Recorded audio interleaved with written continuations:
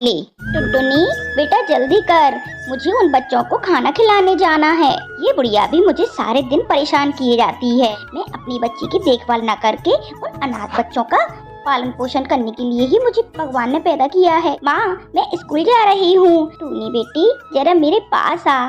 जी दादी, आप क्या कह रही हो?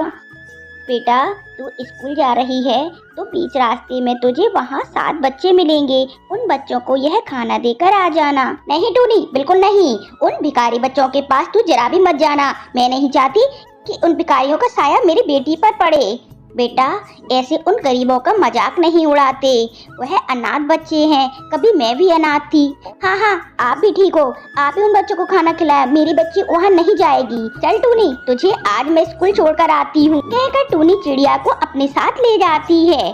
अब इधर रानी कौवी जब उन बच्चों के पास पहुँचती है तो देखती है कुछ बदमाश पक्षी उन बच्चों को परेशान कर रहे हैं।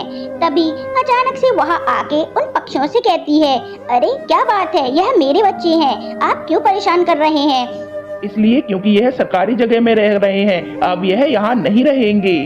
माँ, आप आ गई। आज आपने इतनी देर क्यों लगाई? बेटा, तुम्हारी माँ को आज घर पर काम था, इसलिए देर हो गई। पर अब तुम यहाँ नहीं रहोगे, अब तुम मेरे साथ मेरे घर चलोगे। मैं जब तक जिंदा हूँ तुम्हें कोई नहीं भगाएगा। तुम आज से मेरे घर में ही रहोगे। रानी कौवी उन अनाथ बच्चों को बिल्कुल माँ की तरह प्यार करती थी और कई सालों से उन्हें अपने हाथों का बना खाना खिला रही थी। इसके बाद जब टुनटुनी चिड़िया घर आती है, अरे माँ, आपसे मैंने मना किया था कि इन बच्चों से दूर रहना।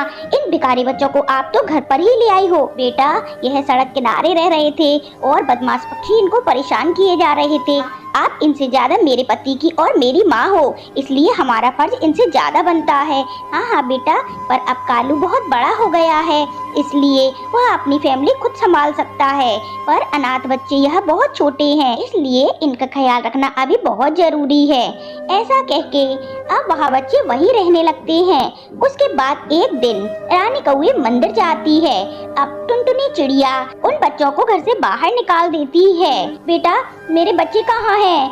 हाँ, वह आपके बच्चे पता नहीं कहाँ चले गए, मुझे नहीं मालूम। बेटा, तुमने बिल्कुल ठीक नहीं किया है, वह अनाथ बच्चों को यहाँ से भगा दिया। अब मैं उन्हें ढूंढने जा रही हूँ।